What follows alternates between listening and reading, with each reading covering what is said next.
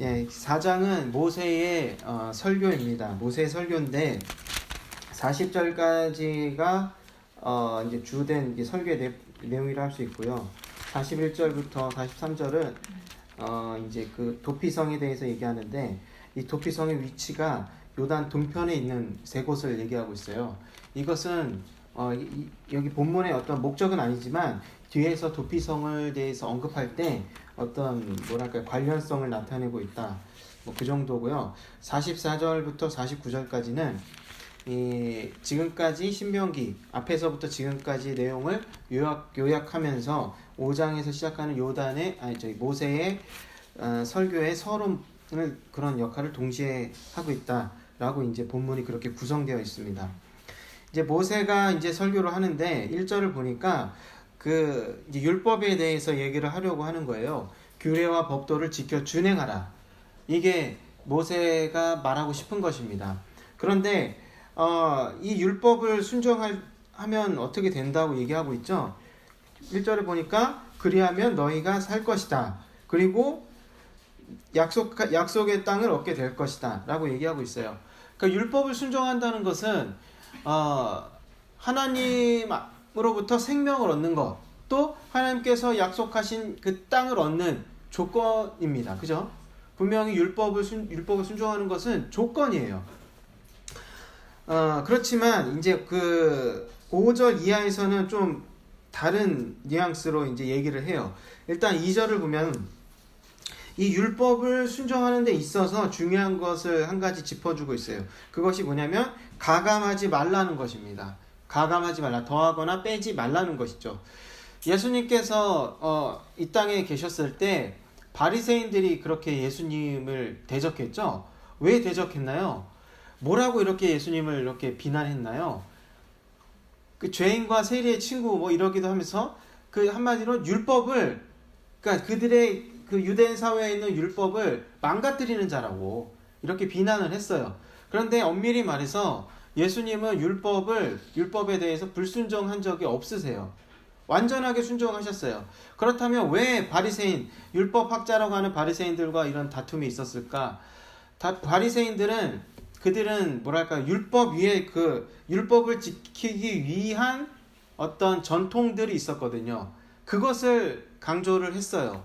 그러니까 율법을 범하지 않는 것이 그들의 목적인데, 그것을 위한 수단으로서 어떤 전통들이 있었단 말이에요.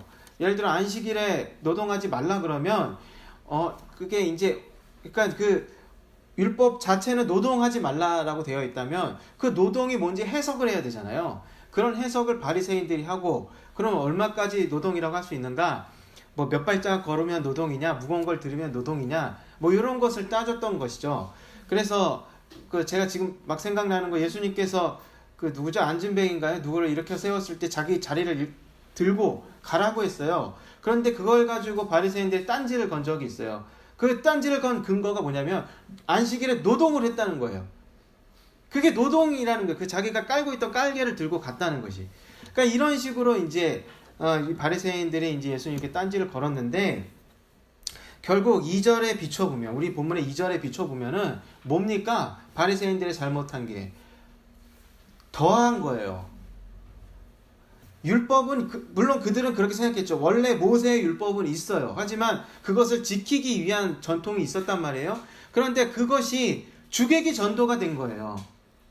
율법을 더 잘 지키기 위한 수단인데 그것이 마치 율법과 같은 권위를 갖게 됐고, 그것으로 사람들을 억누르고 자기는 뭐랄까요, 그거에 대해서 잘 지키는 자다 자랑하고 이런 악용하는 그런 일을 했던 것이죠.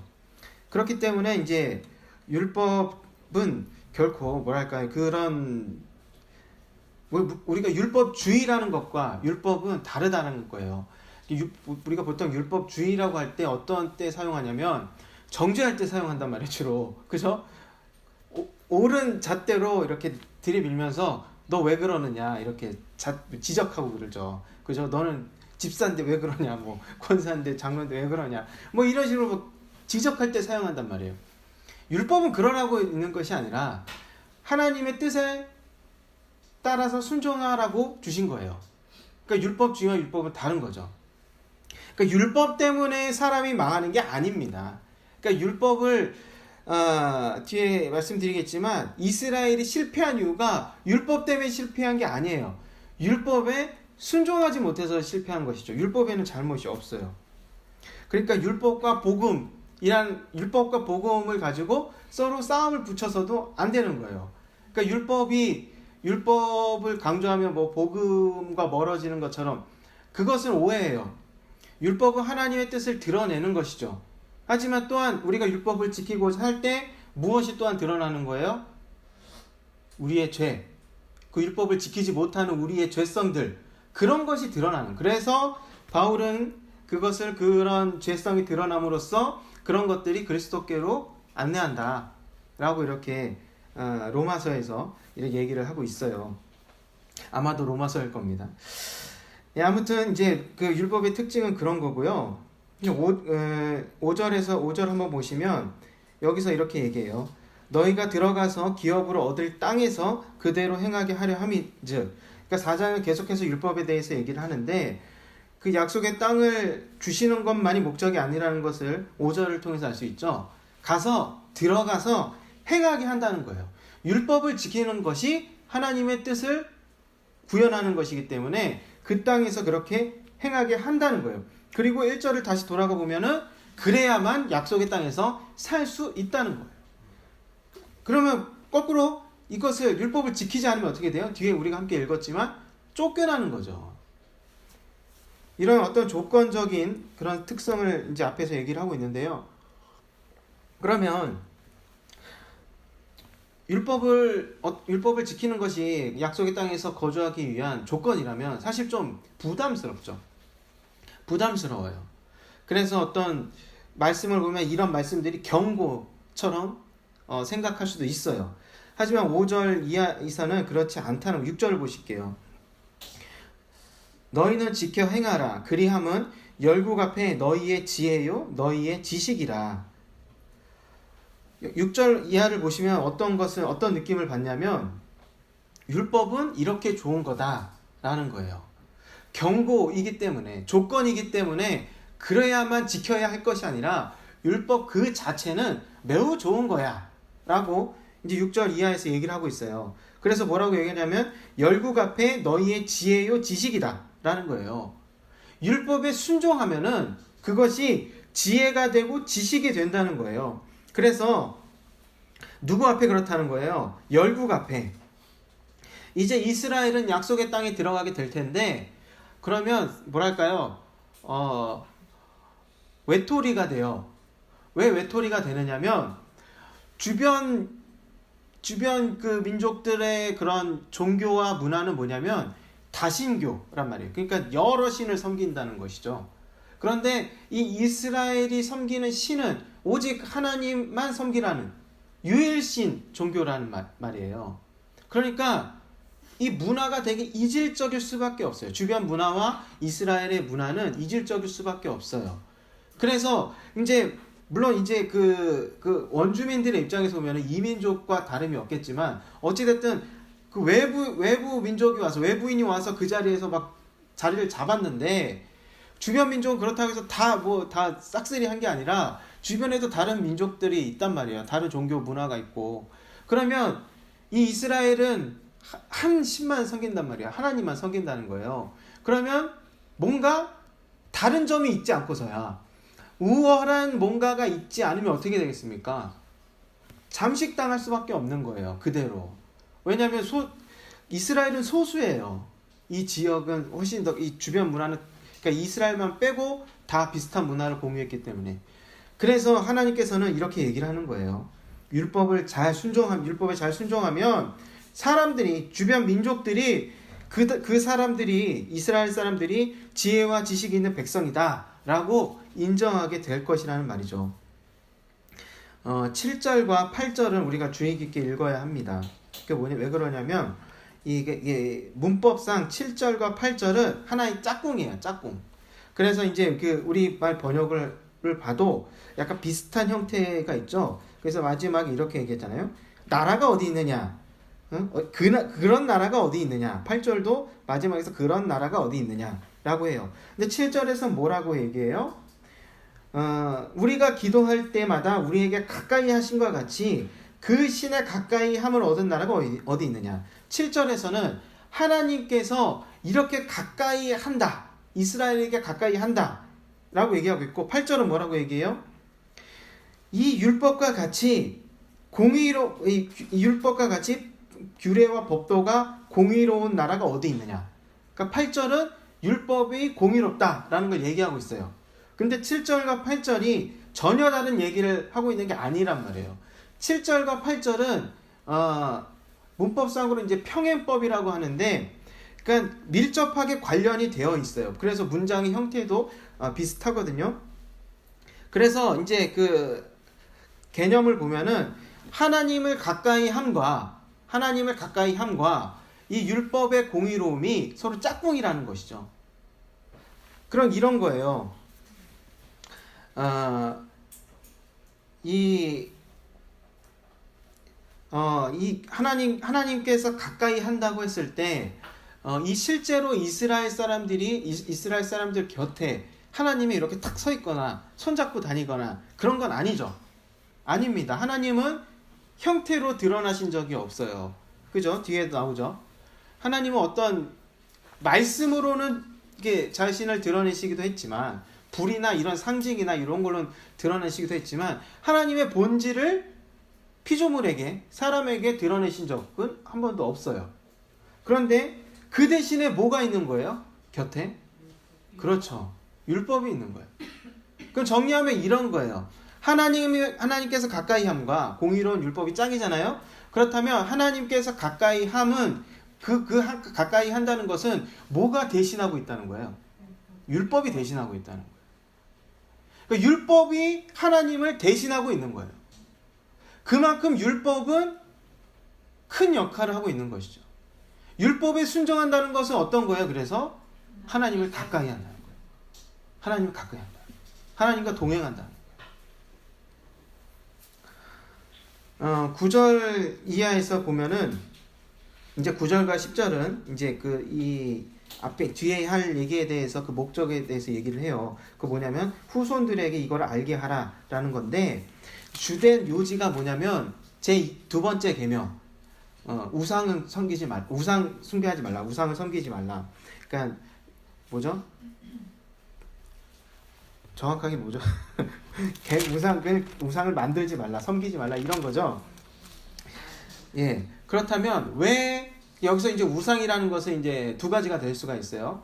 그러니까 뭐 바알이나 아세라 같은 어떤 그 외부적인 그런 뭐 목석이나 뭐 돌이나 뭐 이렇게 만든 그런 외부의 신. 그리고 또 한 가지는 어떤 게 우상이 될 수 있냐면 하나님의 형상을 이렇게 손으로 만든 것, 그런 것도 우상이 될 수가 있어요.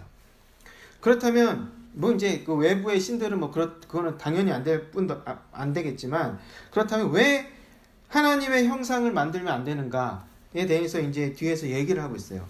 그 이유가 뭐냐면 10절부터 12절까지 나와 있어요. 호렙산에서, 그러니까 시내 산에서 이스라엘과 하나님이 이제 만났어요. 그리고 나서 이제 언약식을 한단 말이에요. 그때 하나님께서 자신을 드러내셨는데, 어떻게 드러내셨냐면 그러니까 11절에 화염이 충천하고 유암과 구름과 흑암이 덮였다. 이거는 아무튼 막 SF적인 거죠. 막 CG로 이렇게 표현해야 될 그런 모습이죠. 그래서 12절에서 뭐라고 얘기하냐면, 여호와께서 화염 중에 너희에게 말씀하시되 음성뿐이므로 너희가 그 말소리만 듣고 형상을 보지 못하였느니라. 이스라엘은 하나님의 형상을 본 적이 있어요? 없어요? 없어요. 하나님의 형상을 본 적이 없는데 어떻게 형상을 만들어요? 근데 만들었어요? 안 만들었어요? 만들었죠. 근데 뭘 보고 만든 거예요?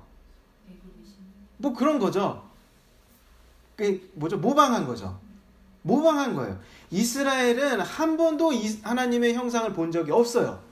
그럼 왜 하나님께서는 자신의 형상을 보여주시지 않을까요? 막 팔 이렇게 내밀고 막 이렇게 막 꼬리나 날개나 뭐 이런 거 보여주시면 막 기겁할 텐데 왜 그러지 않으실까요? 하나님께서 자신의 형상을 보여주시 않음으로써 우리는 어떻게 알고 있나요? 하나님을 몰라요. 모른단 말이에요. 하나님의 본질은, 하나님의 형상은 신비에 가려져 있어요. 그런데 이렇게 하나님께서는 말씀만 우리에게 하셨지 그 모습은 보여주신 적이 없어요. 그래서 하나님의 모습은 신비로 남아 있어요. 그런데 만약에 그것을 하나님, 요게 하나님이다 해서 이제 황금 송아지 만들고 여기는 또 다른 거 만들고 금으로 만들고 다이아몬드로 만들고 이렇게 만들어 버리면 어떻게 됩니까? 하나님을 그렇게 해석한 거란 말이죠. 하나님은 소다. 왜 하나님이 소라는 거예요? 소는 아낌없이 주니까. 그런 거 아니겠어요?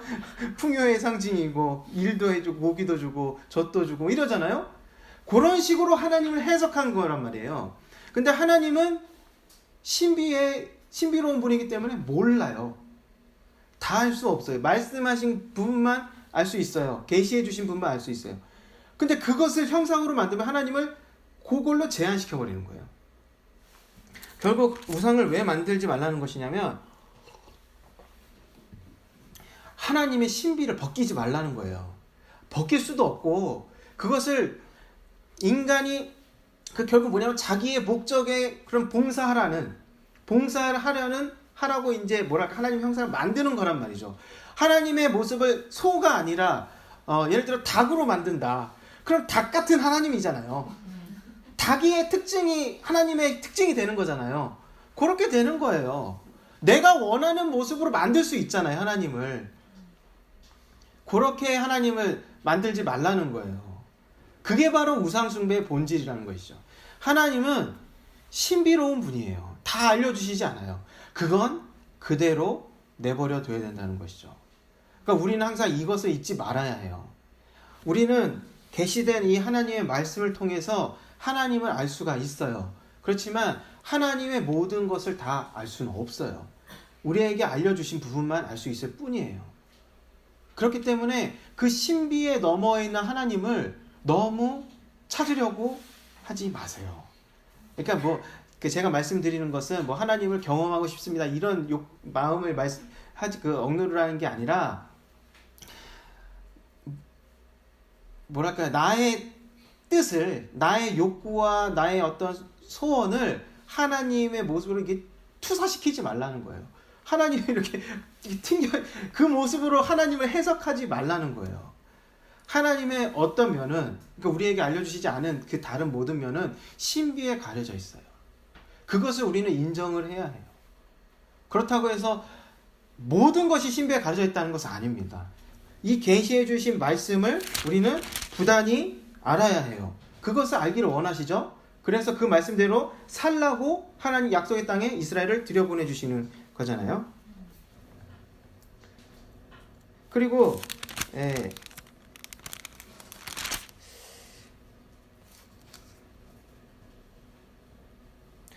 또 한 가지 말씀드릴 게 뭐냐면 우리가 그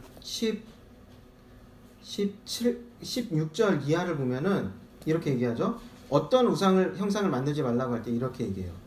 남자의 형상, 여자의 형상, 땅에 있는 짐승의 형상, 하늘에 있는 새의 형상, 곤충, 물고기 형상, 그리고 심지어 1월 성신까지. 이것은 뭐죠? 하나님께서 만드신 창조물이에요. 그럼 뭐가 생각이 나요? 창조가 생각나요. 창조사건, 창세기 1, 2장. 그죠? 그러면은 그때 우리 생각이 다시 떠올려 봐요. 그때 피조물 중에 유일하게 하나님의 형상으로 만든 존재가 있어요. 누군지 아십니까?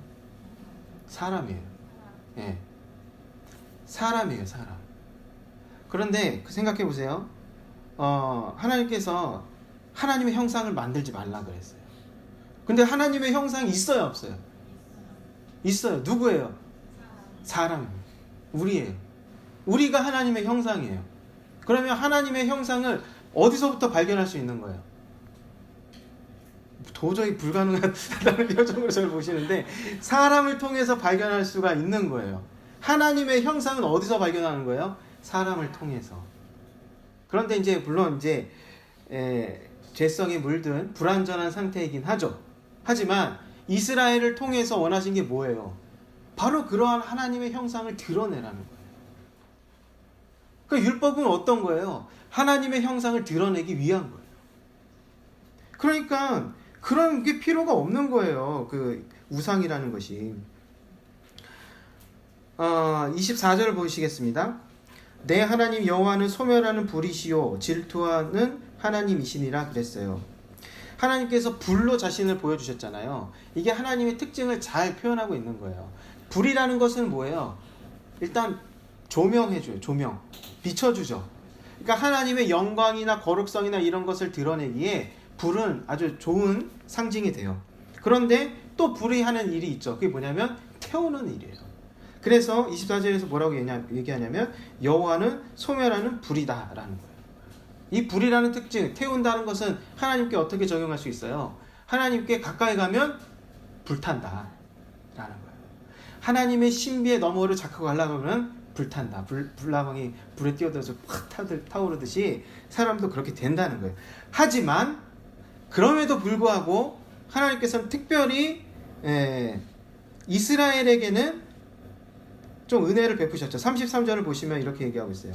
어떤 국민이 불 가운데서 말씀하시는 하나님의 음성을 너처럼 듣고 생존하였었느냐? 그전에는 그런 예가 없었다는 거예요. 감히 피조물이 하나님의 이렇게 불 가운데서 말씀하시는 그런 것조차도 허용될 수 없었다는 거예요. 이것은 어떤 이스라엘과 하나님과의 특별한 관계를 지금 얘기하고 있는 거예요.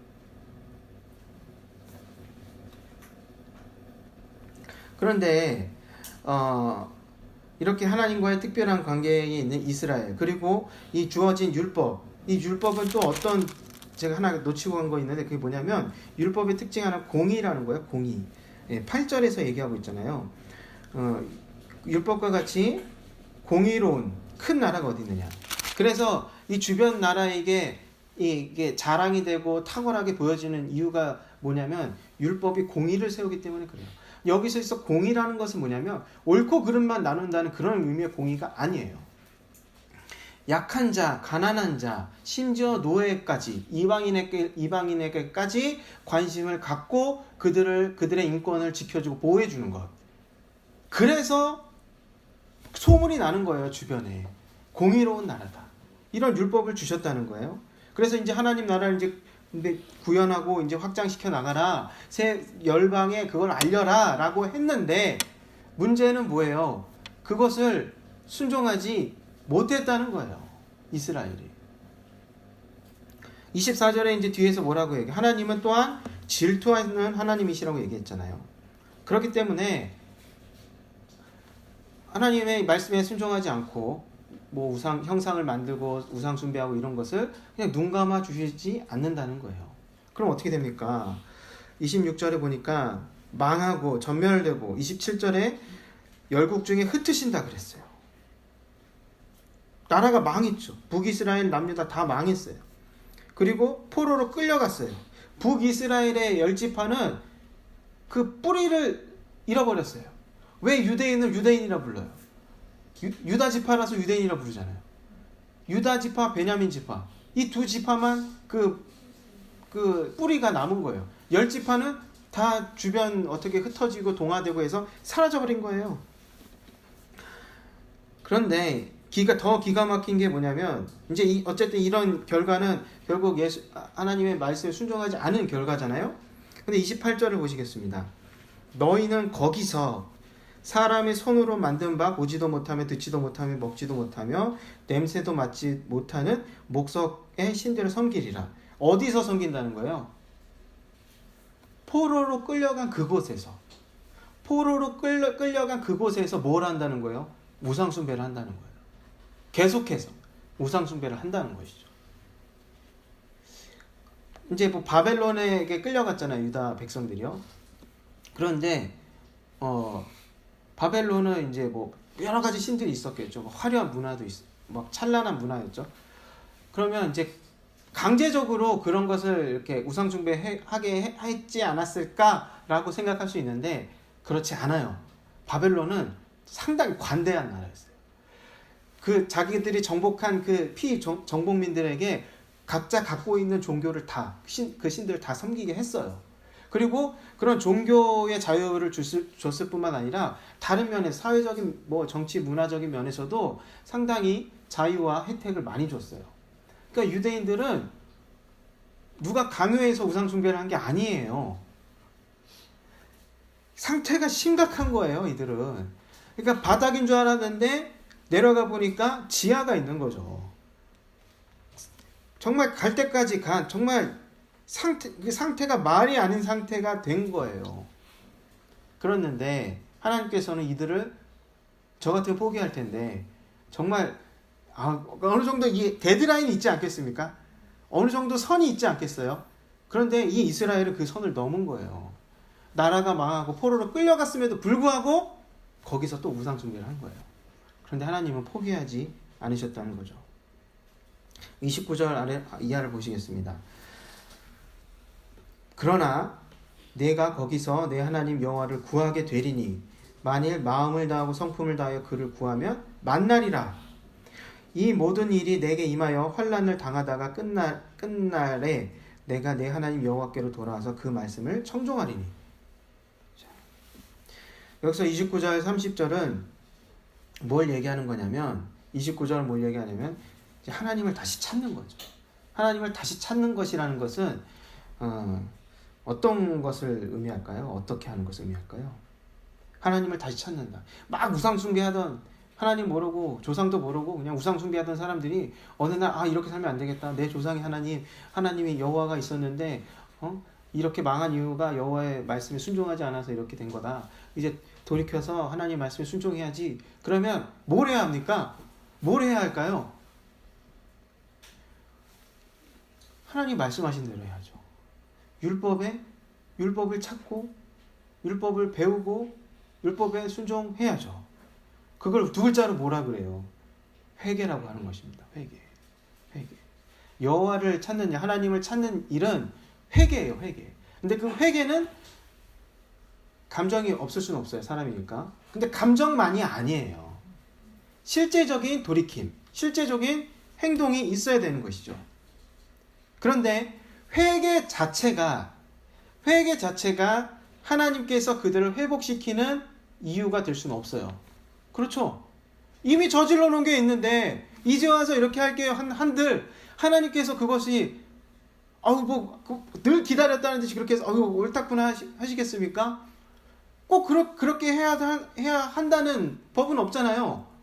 이미 나쁜 짓을 해놨으면 그거에 대한 대가를 치르는 것 뿐인데 다시 돌이키겠다. 하나님이 거절할 수도 있어요.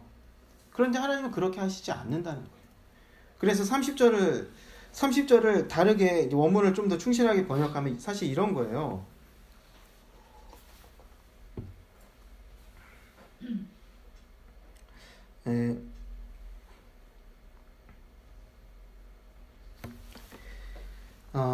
여기서 이 모든 일에 내게 임하여 환난을 당하다가 끝날 때 여기서 내가 내 하나님 여호와께로서 돌아와서라고 번역을 했어요. 우리말로는.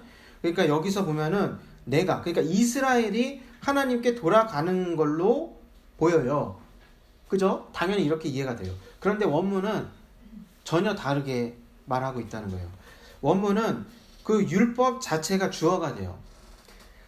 제가 지금 메모 여기 하는 게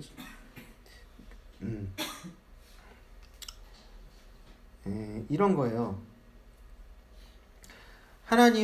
여기서는 이스라엘이 하나님을 찾는 것, 하나님께로 돌아가는 걸로 얘기하고 있지만 사실 원문에는 하나님의 말씀이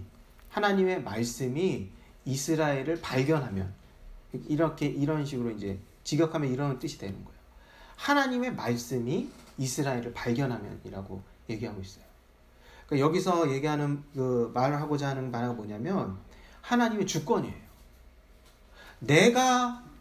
물론 내 자신이 하나님께 내 지난 날을 돌이켜보고 이렇게 살면 안 되겠다, 우상 숭배하면 안 되겠다, 하나님께 돌아가야겠다라는 돌이킴, 그런 행동, 노력 이런 것은 반드시 필요하죠. 그렇지만 그것 자체가 하나님을 움직이는 이유가 될 수는 없는 거예요.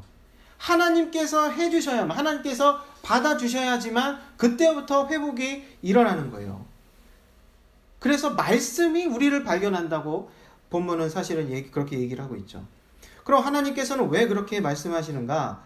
왜 그렇게 회복시키는가? 사람이 왜 회개를 하면 그를 회복시키는가? 31절에 나와 있어요. 하나님은 자비롭고 그리고 그 조상들의 이스라엘 조상들에게 맹세하신 언약을 잊지 않기 때문이라는 거예요. 잊지 않기 때문이라는 것이죠. 하나님은 자비롭고 약속을 절대 깨지 않는, 하나님께서는 절대 먼저 깨지 않아요. 사람이 깨는 것이지 하나님은 한 번도 약속을 잊어버린 적이 없어요. 끝까지 영원히 지키시는 분이시죠. 이를 통해서, 이 본문을 통해서 뭘 알 수 있냐면요, 언제든지 회개할 길이 있고, 여기서 이제 분명히 심판과 회복, 그 사이에 분명히 이제 그 회개를 가운데 딱 두고 있거든요. 언제든지 회개의 길이 있다는 거예요. 언제든지 돌이킬 수 있는 길이 있고 회복의 길이 있다는 거예요. 그러니까 막장까지 간, 그 포로지까지 가서 우상 숭배를 하는 그런 이스라엘조차도 회개를 한다면 하나님께서는 자비롭고 약속을 잊지 않으냐는 분이기 때문에 회복시키신다는 거예요. 그 이하의 얘기는 뭐냐면 이 35절에서 잘 얘기하고 있어요. 이것을 너에게 나타내심은 여호와는 하나님이시요 그 외에는 다른 신이 없음을 너에게 알게 하려 하심이니라. 이게 하나님의 마음이에요. 하나님의 마음이 뭐냐면 나 같은 신이 없다라는 것을 알아달라는 거예요. 이런 신이 없다는 거예요. 누가 이렇게 하겠느냐는 거예요. 하나님은 이런 분이라는 거예요. 이것을 알아달라는 거예요. 율법을 주신 목적도 뭐예요? 율법이 복이에요. 율법이 복이에요. 약속의 땅에서 그것을 누리며 살라고 주신 거예요. 그런데 그것을 하나님과의 관계를 떠날 수는 없기 때문에 율법을 지키지 않으면 그 약속의 땅에 있을 수가 없는 것이죠. 심하게 망가진다 할지라도, 그래서 심하게 망가진 이스라엘을 할지라도 회개한다면 하나님께서는 돌이키신다는 거예요. 끝까지 하나님께서는 이스라엘을 끌고 가시겠다는 거예요. 이게 바로 하나님의 마음이라는 것입니다. 오늘 말씀을 통해서 한 가지 했으면 좋겠는 것, 몇 가지 기억을 했으면 좋겠어요. 그게 뭐냐면 첫 번째, 율법은 하나님의 뜻을 나타낸다는 것이죠. 율법주의와 율법은 다르다라는 거예요. 율법에 대한 순종은 곧 하나님을 가까이 하는 것, 하나님과 동행하는 것이다 라는 것이고, 두 번째는 하나님은 기본적으로 신비에 가려져 있다라는 거예요. 우린 그것을 인정을 해야 해요. 그래서 하나님의 선택과 하나님께서 일하시는 방식에 대해서 하나님의 자유를 존중해야 돼요. 그것은 우리가 모르면 모른다라고 솔직하게 인정할 수 있어야 해요. 믿음은 그 위에 있는 것입니다. 그거 바탕 위에 있는 거예요. 예측 가능하기 때문에 하나님을 믿을 수 있는 게 아니에요. 하나님의 이러한 성품, 하나님의 말씀을 믿을 수 있기 때문에 믿는 거예요. 이 두 가지를 기억하시고 마지막으로 이제 언제든지 회개하면 하나님께서 돌이키신다. 그리고 그렇게 하시는 이유는 하나님께서 자비롭고 그리고 우리 믿음의 조상 아브라함과의 맺으신 그 언약을 지키려고 하시기 때문이다. 라는 이런 점들을 기억하셨으면 좋겠습니다. 말씀을 기억하